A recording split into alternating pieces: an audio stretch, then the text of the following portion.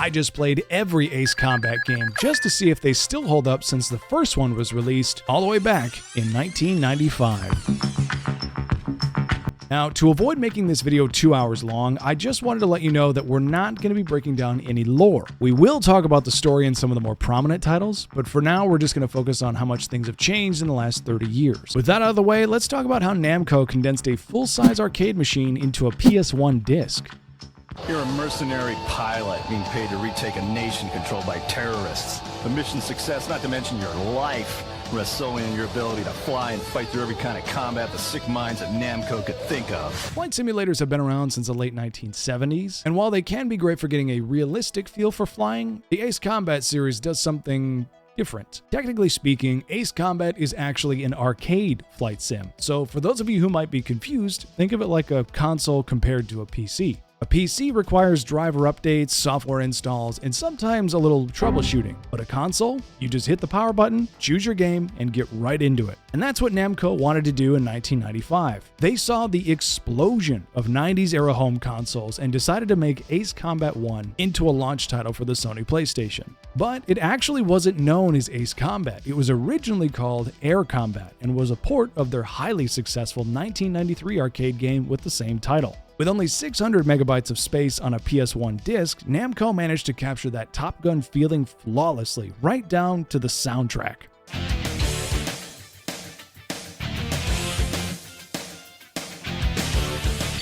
The controls weren't bad either. Not amazing by today's standards, but if this was 1995, it would have sold pretty well. And actually it did. Namco sold a staggering 2.2 million copies of their PS1 port, which meant the Ace Combat series was cleared for takeoff, leading to 18 games in the franchise and 3 of them becoming the holy trinity of the series, which we'll get to later.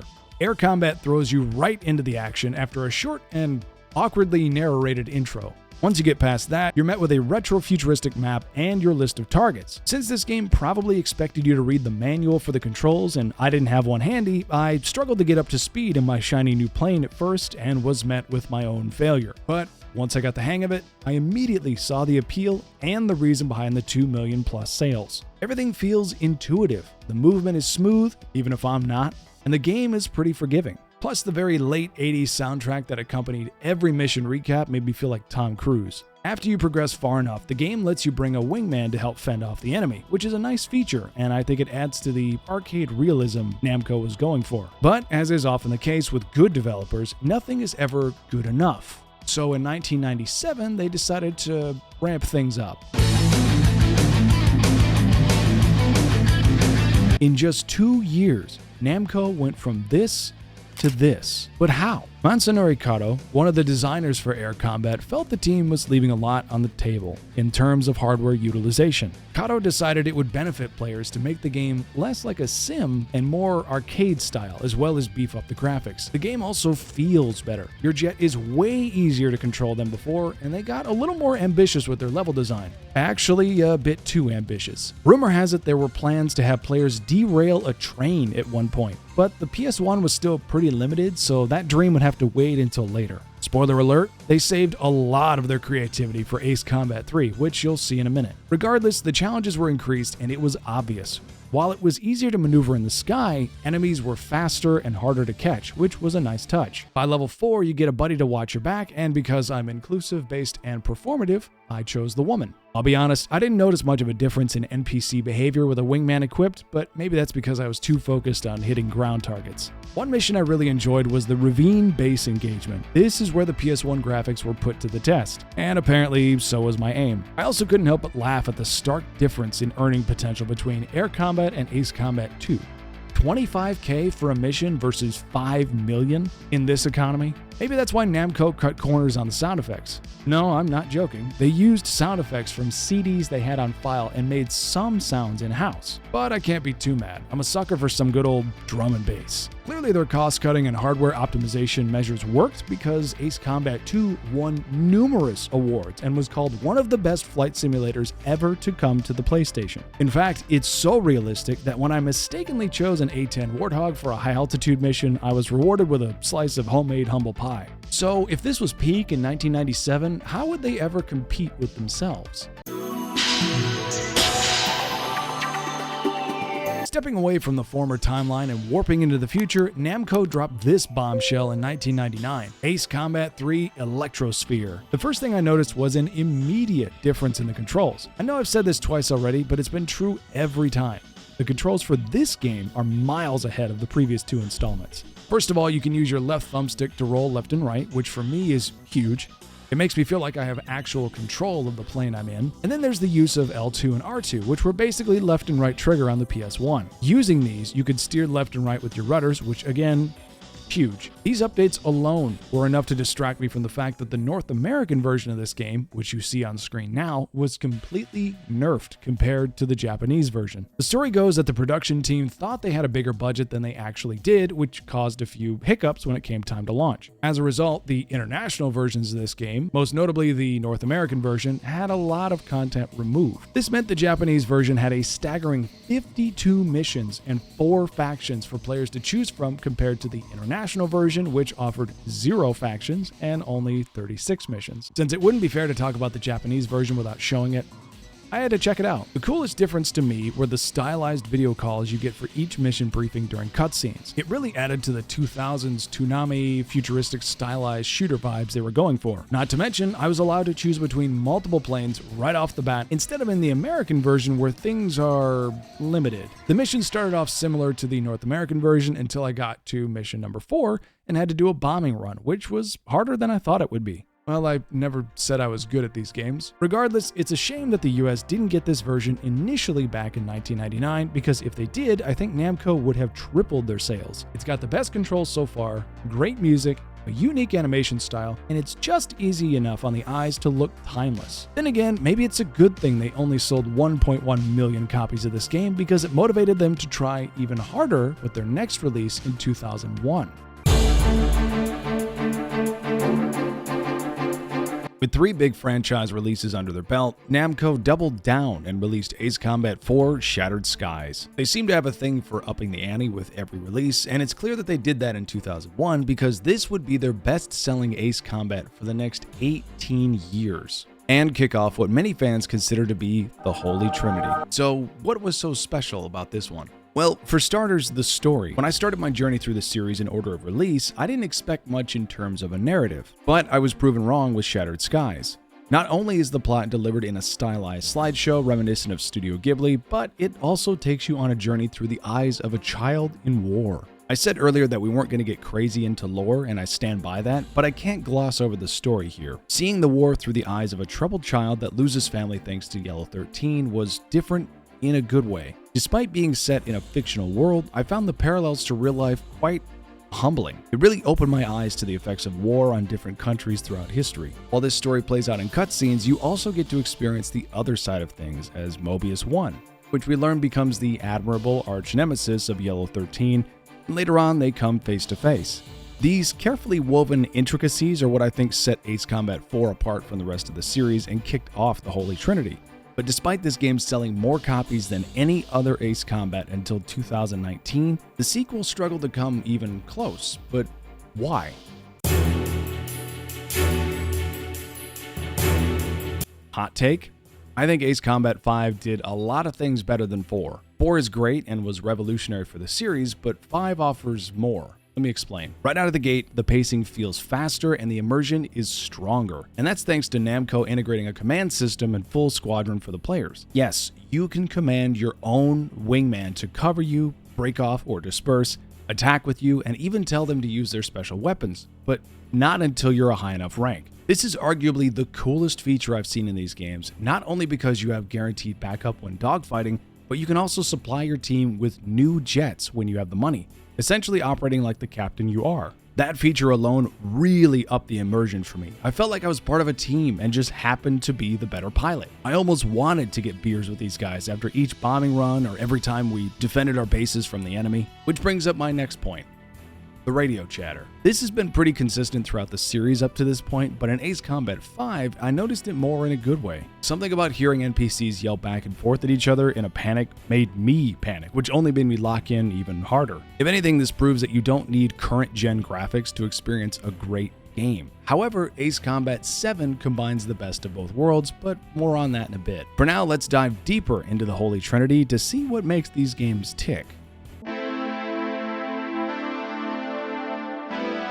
Alright, so I lied. We're not talking about Ace Combat 0 just yet. I'm sorry. But if I don't cover the only Game Boy Advance title for the series, I'll get ripped apart in the comments. Besides, you might learn something new, so stay with me. If you thought Capcom's 1942 arcade game needed an update to be even harder than before, then you're in luck. Introducing Ace Combat Advance from 2005. If you're looking for a hot take on this game, you're in the wrong place. Much like everyone else, I also believe this game is trash. How hard can it be to make a good Game Boy debut title for an arcade flight sim? Well, for Namco, it's impossible. Not only do you take damage incredibly fast in this game, but you also get zero story and limited afterburner. And I have beef with the devs over the color choice for the afterburner indicator. Why does red mean full and green mean empty? Who will prove this? Oh yeah, and if you can avoid getting shot for a few seconds, you can basically hover over your ground targets when you need to. In other words, it doesn't matter what plane you choose, they're all Harrier jets at heart. Like I said, I don't have the most interesting take on this game. It's bad, but at least it's funny bad. I did give it the old college try because I genuinely wanted to lock in and see how far I could get, but this is one game that beat me 10 ways to Sunday. I also considered that maybe my TikTok brain had rotted so bad that I couldn't sit down and enjoy this game properly, but I feel confident in saying that even as a kid, this would have kept my attention for about 30 minutes before the cartridge ended up in the bottom of my Game Boy bag to be forgotten forever. But you know what's not forgotten?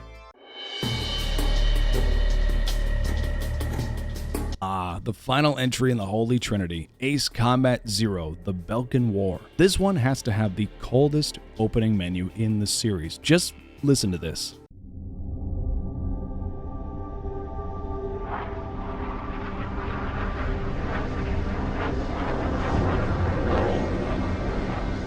Something about that ominous tone when the game loads instantly tells you that this is no ordinary Ace Combat game. At first, the story didn't grip me. It seemed fairly basic but cinematic. And to be honest, I didn't care because the gameplay felt incredible. The music felt like it was carefully engineered for each mission, and the banter on the radio felt almost real. Liberating Ustio in Mission 6 was incredibly satisfying, especially when you hear the bells ringing over the radio and the screams of the citizens taking back their city.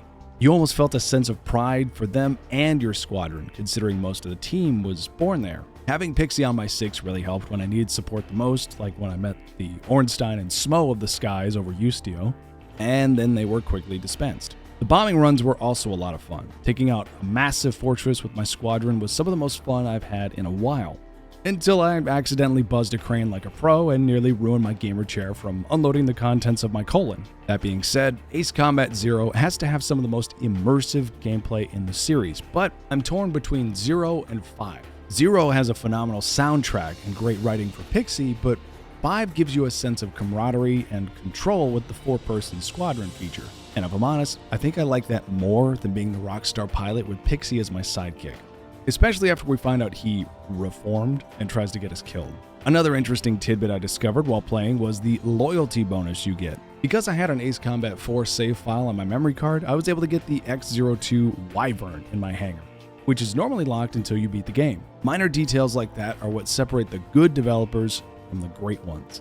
However, I might be speaking too soon because after this game came out, the series continued to decline in sales with each new release, which is kind of weird considering how much fun I had with their first ever PlayStation Portable title.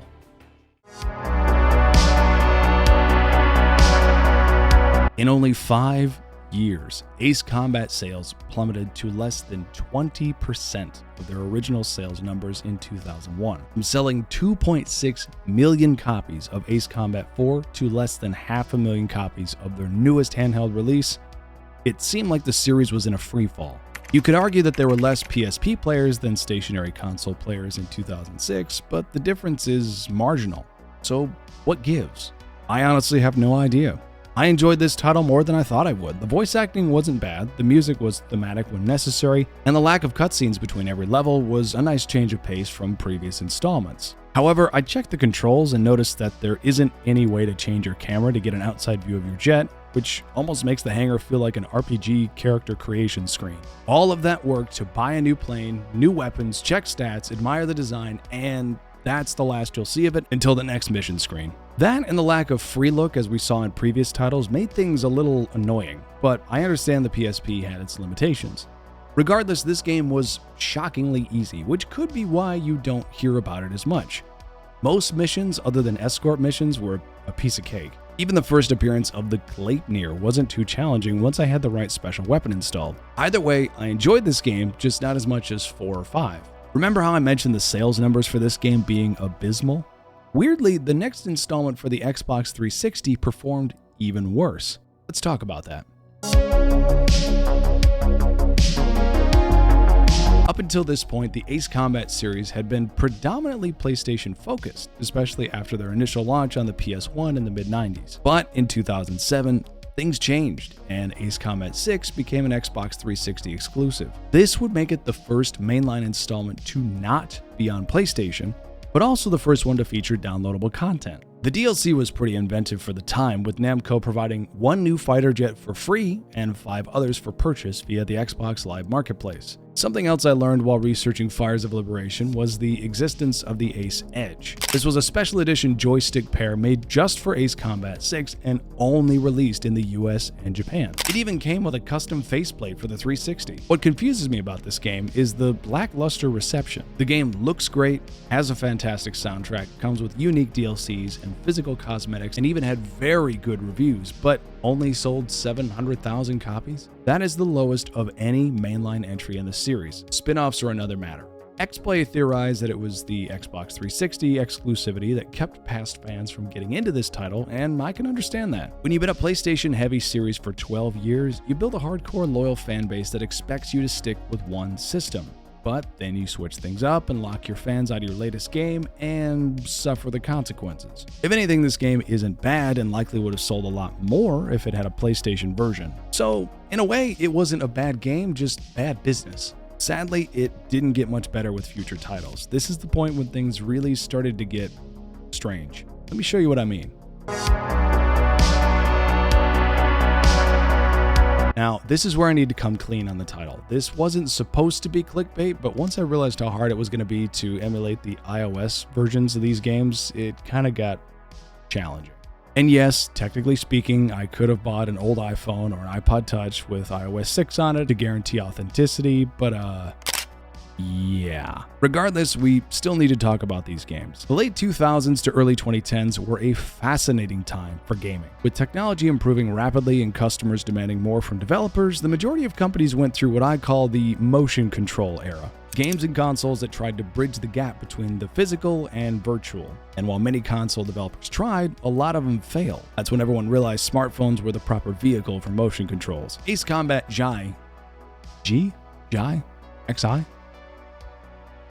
took full advantage of the iPhone's hardware back in 2009 by letting players tilt and roll their device to control their planes. Now, the coolest part about this game, in my opinion, isn't just the clever touchscreen implementation with weaponry, but also the fact that canonically, this game takes place at the same time as Skies of Deception, just from a different perspective from a different squadron.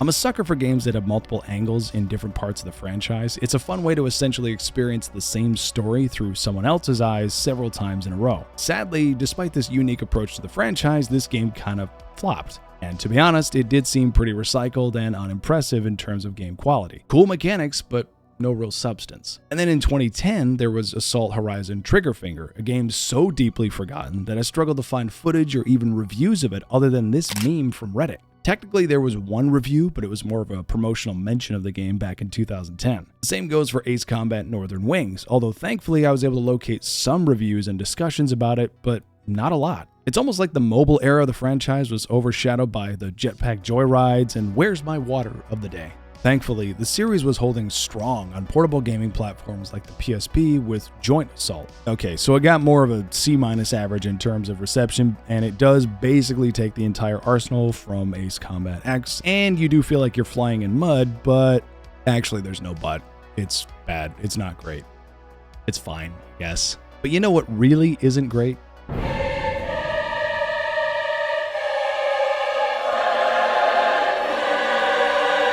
If you've made it this far into the video, welcome to my favorite part in the entire series review, Notice I didn't say favorite game. Ace Combat Assault Horizon was my first introduction to the series more than 10 years ago, and I'm embarrassed to admit I liked it. Having never played any other Ace Combat until this year, I just didn't know any better. And then I went back and tried it again on my live stream. In this whole like freeze frame cutscene, I understand it's a tutorial level, I get that. Still, it's one, it's jarring, two, it's nauseating. Like, I don't get motion sick and my eyes are cramping. I don't like this. Like, this is just pissing me off.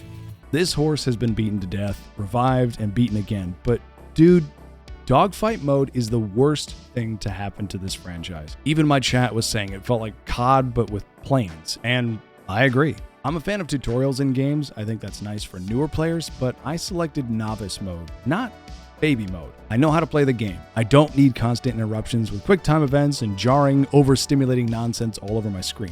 If you're a fan of the series, then you know how bad this can get. Now, the weird part was when Namco published what some people thought were spin-offs of Assault Horizon, known as Legacy and Legacy Plus. Legacy is actually a 3DS remake of Ace Combat 2, and it turned out pretty well. Now, it wasn't the most creative installment in the series, especially being a handheld rehash of a less popular title, but it did introduce attack maneuvers and evasive maneuvers, the former being similar to dogfight mode and the latter being a simpler way for players to dodge missiles. It even got an updated version of itself in 2015 for the newer Nintendo 3DS XL, with this one including amiibo support, better graphics, and some unexpected crossovers with cosmetics, and even some familiar floating question marks for you to hit. No, I'm not joking. It's right there in the trailer. Now, before we get to the most recent and one of my favorite installments, we need to take things to infinity.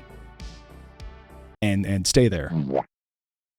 I don't have a good segue for this. This game is unplayable. Literally, as in you can't get past the title screen. Oh. I guess that changes things. We all know why live service games are an absolute nightmare for consumers. Well, maybe not all of us. Do you see my mana? What am I supposed to do for you? Blizzard Nepo babies aside, it seems I'm 7 years too late to experience what many of you said was a beloved title in the Ace Combat series. What fascinates me about Infinity is how it was free to play. All these years spent charging for every other title and some DLC, but this one is both free and unavailable? It doesn't seem clear.